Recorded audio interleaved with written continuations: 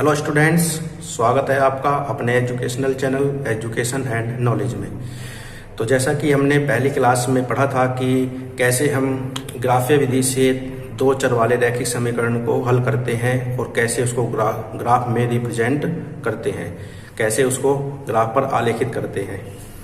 तो मैंने कहा था कि इसके जो नेक्स्ट वीडियो होगी हम उसमें नेक्स्ट विधि से दो चर वाले रैखिक समीकरण को हल करना सीखेंगे।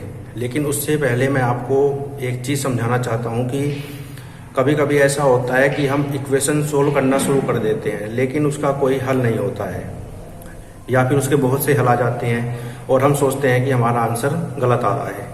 तो सबसे पहले हम क्वेश्चन को सोल्व करने से पहले ये चेक करेंगे कि इसके सॉल्यूशन है भी या नहीं है, और अगर इसका सॉल्यूशन है तो कितने हैं, और अगर उसका एक सॉल्यूशन है तो उसको हम क्या कहते हैं, उसके बहुत से सॉल्यूशन आ रहे हैं तो उसको हम क्या कहते हैं, या फिर उसका अगर कोई भी सॉल्यूशन नहीं आ रहा है तो उसको हम क्या कहते हैं। तो आज की वीडियो में हम यही सीखेंगे। तो चलिए अपना टॉपिक शुरू कर लें।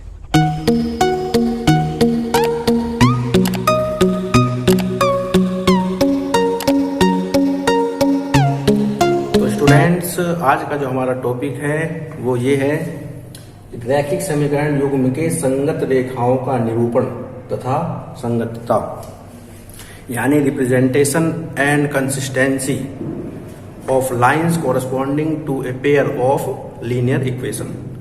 संगतता का मतलब होता है कंसिस्टेंसी। तो ठीक है, हम शुरू कर लेते हैं। इसके लिए हम लेते हैं a pair of linear equation in two variables, a1x plus b1y plus c1 is equal to 0, और second a2x plus b2y plus c2 is equal to 0। ये हमारा एक पेयर हो गया है लीनियर इक्वेशन का। तो इसमें क्या करना होता है, हमें सबसे पहले हमें इनकी जो वेरिएबल है x y, इनका जो गुणांक है उनको देखते हैं। तो x का गुणांक है पहले इक्वेशन में a1, y का b1 और कांस्टेंट टर्म है c1 अचर पद, और सेकंड में इक्वेशन में x का गुणांक है a2, y का गुणांक है b2 और अचर पद है c2 यानी कांस्टेंट टर्म c2।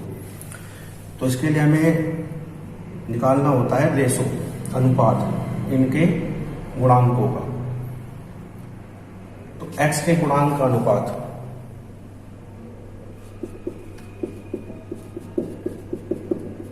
x के गुणांकों का अनुपात जो है हमारा a1 बटे a2, ठीक है। उसके बाद y के गुणांकों का अनुपात b1 बटे b2, अचर पदों का अनुपात ये होते हैं हमारा अचर पद कांस्टेंट टर्म, तो अचर पदों का अनुपात c1 बटे c2। इसको निकालने के बाद इन चीज़ों को हमने फाइंड कर लिया है।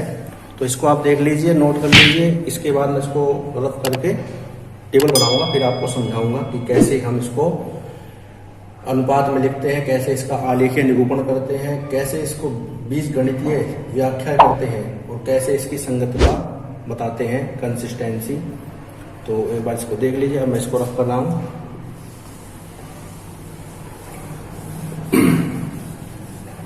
तो चलिए अब इसको टेबल बना लेते हैं। इसका टेबल देखिए कैसे बनता है।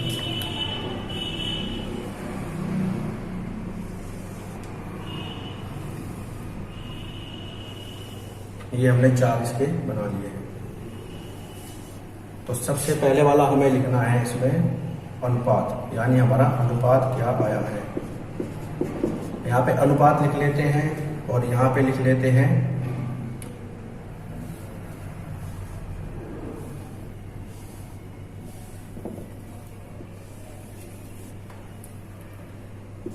अनुपातों की तुलना, ठीक है। और यहां पे हम लिख लेते हैं आलेखीय निरूपण, आलेखीय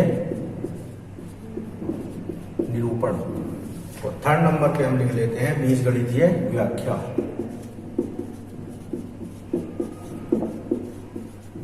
बीजगणितीय व्याख्या। और थर्ड नंबर पे हम लिख लेते हैं संगतता।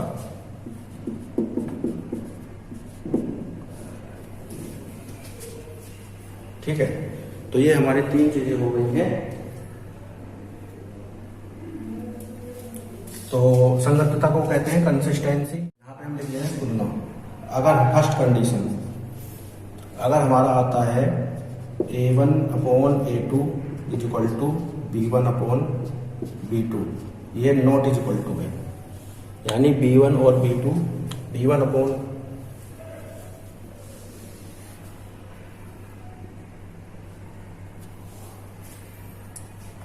तो इसके बाद हम अब देखते हैं कि जो हमने वो फाइंड किया था A1 A2 B1 B2 और C1 C2, इसकी कंडीशन फर्स्ट कंडीशन आती है A1/A2 is not equal to B1/B2।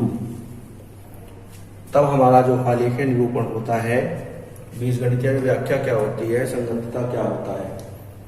तो आलेखीय निरूपण होता है प्रतिच्छेदी रेखाएं।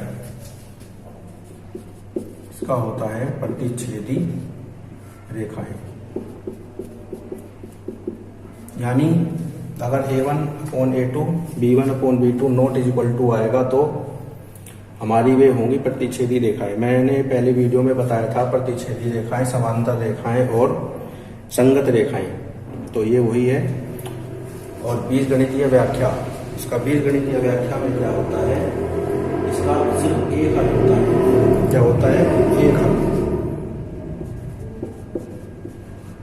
केवल एक हल, जिसे हम कहते हैं अद्वितीय हल। अद्वितीय का मतलब होता है कोई दूसरा ना हो, अद्वितीय जिसका दूसरा ना हो। ठीक है, और इसकी आती है संगतता। तो संगतता यानी इसका कोई सॉल्यूशन है तो ये है संगत, यानी इसका हल होता है उसे संगत कहते हैं, और जिसका हल नहीं होता है, जिसका सॉल्यूशन नहीं होता है, उसे कहते हैं असंगतता। संगतता यानी इनकंसिस्टेंसी। ठीक है, सेकंड नंबर, सेकंड पे आता है A1/A2 = B1/B2 = C1/C2, यानी अगर तीनों के तीनों इक्वल आ जाए, तीनों के तीनों इक्वल आ जाते हैं, तब होता है हमारा संगत रेखाएं। ठीक है, कौन सा होता है इसका? समपाती रेखाएं। समपाती रेखाएं, इसका होता है समपाती रेखाएं, और इसके होते हैं अनंत हल। क्या होते हैं? अनंत हल। और ये होता है हमारा डिपेंडेंट, आश्रित संगत, आश्रित होता है, और इसको भी हम संगत ही कहते हैं। ये भी आता है हमारा कंसिस्टेंसी में। ठीक है, थर्ड नंबर पे आता है, अब ये हमारा फर्स्ट था, ये सेकंड हो गया, और थर्ड नंबर पे आता है हमारा A1/A2 = B1/B2 नॉट = C1/C2, यानी A1 और A2 तो इक्वल हो, लेकिन नॉट = C1/C2, यानी ये इसके इक्वल ना हो और ये इसके इक्वल ना हो। तब आता है हमारा समांतर रेखाएं। क्या आता है? समांतर रेखाएं। समांतर रेखाएं किसे कहते हैं? जो रेखाएं आपस में एक दूसरे को कहीं पर भी नहीं मिलती हैं, यानी जो एक दूसरे को प्रतिच्छेद नहीं करती हैं, उन्हें हम कहते हैं समांतर रेखाएं। और जब ये कहीं पर एक दूसरे को प्रतिच्छेद नहीं करेंगी तो इनका हल कितना होगा? कोई हल नहीं, कोई हल नहीं। और जिसका कोई हल नहीं होता है वो होता है असंगत। क्या होता है? असंगत। तो ये थी हमारी तीन कंडीशन, कौन सी कंडीशन में सॉल्यूशन होगा और कौन सी कंडीशन में सॉल्यूशन नहीं होगा। और जिस कंडीशन में एक सॉल्यूशन होगा उसको क्या कहते हैं? जिसमें बहुत सारे सॉल्यूशन होंगे, बहुत से हल होंगे, उसको क्या कहते हैं, जिसका कोई हल नहीं होगा उसे क्या कहते हैं। तो आप ध्यान रखना है, जब भी कोई रैखिक समीकरण का हल करने के लिए कहा जाए तो आपको सबसे पहले इस मेथड से देख लेना है कि इसका कोई हल है भी या नहीं। अगर है तो कितने हल हैं, और नहीं है तो कोई बात है ही नहीं। तो ध्यान रखना, आप सॉल्यूशन तभी करेंगे जब वो प्रतिच्छेदी रेखाएं हों, क्योंकि अगर अनंत हल होंगे तो वो भी आप नहीं फाइंड कर सकते। ग्राफ में मैंने समझाया था एक बार, जो प्रतिच्छेदी रेखाएं होती हैं वो कुछ इस तरह से होती हैं, जो एक ही पॉइंट पर काटती हैं। जो एक पॉइंट पर काटती हैं वो होती हैं प्रतिच्छेदी रेखाएं। तो इसलिए इनका एक हल होता है, क्योंकि एक जगह पर कटती हैं, इसलिए अद्वितीय हल होता है। सेकंड, संपाती रेखाएं। संपाती रेखाएं, जैसे एक रेखा ये है रैखिक समीकरण, और इसी के ऊपर से दूसरी रैखिक समीकरण चली जाएगी, तो इसके कितने पॉइंट से होके जा रही है, बहुत सारे पॉइंट पे मिल रहे हैं आपस में, तो इसलिए इसके कहते हैं संपाती रेखाएं, अनंत हल होते हैं इसके। तो इतने सारे पॉइंट तो हम नहीं निकाल सकते सोल्व करके, तो इसलिए हम इसका भी सॉल्यूशन नहीं निकालते हैं। ठीक है, इसका निकालते हैं। तो जब हम क्वेश्चन सोल्व करते हैं कि द्विघात निम्न रैखिक समीकरणों को हल कीजिए, तो जब हमारा प्रतिच्छेदी रेखाएं यानी ये कंडीशन होगी तब हम उसको सोल्व करेंगे। अगर ये कंडीशन आ जाती है तो हम उसको लिख के छोड़ देंगे सिर्फ कि इन रैखिक समीकरणों के अनंत हल होंगे। थर्ड पे आता है ये कंडीशन, समांतर रेखाएं। तो समांतर रेखाएं ऐसे जो आपस में कभी भी नहीं मिलेगी, उन्हें कहते हैं समांतर रेखाएं। और जो समांतर होंगी तो जब कहीं पे ये कटेंगी ही नहीं तो इनका कोई सॉल्यूशन भी नहीं होगा। तो इसको भी नहीं सोल्व करना है, क्वेश्चन देख के सिर्फ ये कंडीशन निकालनी है। ये कंडीशन निकालने के बाद ये निकालना है और फिर लिख देना है कि इसका कोई हल नहीं है, और बस उसको वहीं पे ही छोड़ देना है। तो इस तरीके से आपको क्वेश्चन करना है। अभी मैं एक एग्जाम्पल करके आपको दिखाता हूँ कि कैसे होता है सोल्व।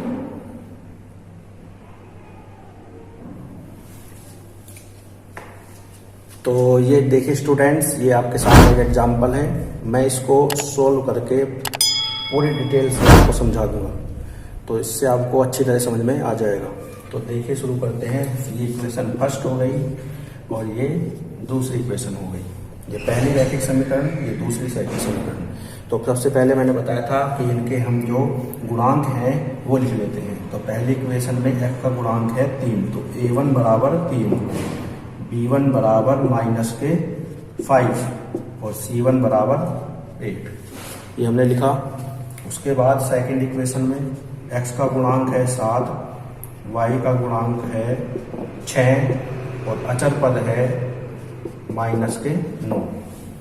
ठीक है, तो इस तरीके से लिख लेने हैं इनके गुणांक। उसके बाद मैंने कहा था कि इनका अनुपात निकालते हैं। क्या करेंगे? अनुपात।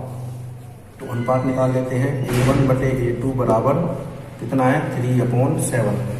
ठीक है, b1 बटे b2 बराबर -5/6 और c1 बटे c2 बराबर 8/9। तो अनुपात निकालने के बाद मैंने बताया था कि चेक करते हैं इनके अनुपात को। तो चलिए चेक कर लेते हैं। हम स्टार्टिंग से ही पता चल गया है कि a1 बटे a2 बराबर नहीं है b1 बटे b2 के। तो जब a1 बटे a2 b1 बटे b2 के बराबर नहीं है तो हमारी सबसे पहले वाली कंडीशन आ जाती है प्रतिच्छेदी रेखाएं। कौन सी वाली? प्रतिच्छेदी रेखाएं। और जो प्रतिच्छेदी रेखाएं होती हैं, प्रतिच्छेदी रेखाएं वाली कंडीशन आ गई। और जो प्रतिच्छेदी रेखाएं होती है उनका एक हल होता है। कितना? एक हल। तो इसको हम सोल्व करेंगे। तो आज मैं सिर्फ आपको यही बताया है कि कैसे हम पता करते हैं कि कौन सी लीनियर इक्वेशन किस टाइप की है, कौन सी प्रतिच्छेदी है, कौन सी समांतर है, कौन सी संपाती है, किसका हल हम निकाल सकते हैं, किसका हल को हम नहीं निकाल सकते हैं, तो ये मैंने आपको समझाया है। तो जब भी आप सॉल्यूशन करें लीनियर इक्वेशन का, रैखिक समीकरणों का, तो सबसे पहले कंडीशन जरूर चेक कर लें, उसके बाद सॉल्यूशन शुरू करें। और आपको सोल्व वही इक्वेशन करनी है जिसका एक हल होगा, यानी अद्वितीय हल होगा, यानी जो प्रतिच्छेदी रेखाएं होंगी। तो ठीक है, अब मैं नेक्स्ट वीडियो में आपको बताऊंगा नेक्स्ट मेथड कि कैसे हम बीजगणितीय विधि से रैखिक समीकरणों को हल करते हैं। मैंने आपको ग्राफीय विधि समझाई थी, अब मैं आपको बीजगणितीय विधि का जो पहला है प्रतिस्थापन विधि, उससे आपको अगली वीडियो में समझाऊंगा कि कैसे हम इसको हल करते हैं, कैसे x और y के मान ज्ञात करते हैं। तो आज के लिए यही काफ़ी है, तो मिलते हैं नेक्स्ट वीडियो में। वीडियो को सब्सक्राइब, लाइक और शेयर करना ना भूलें और बेल आइकन को जरूर दबाएं, जिससे कि जो नेक्स्ट वीडियो है उसका नोटिफिकेशन आपको सबसे पहले मिल जाए। Okay students, thank you.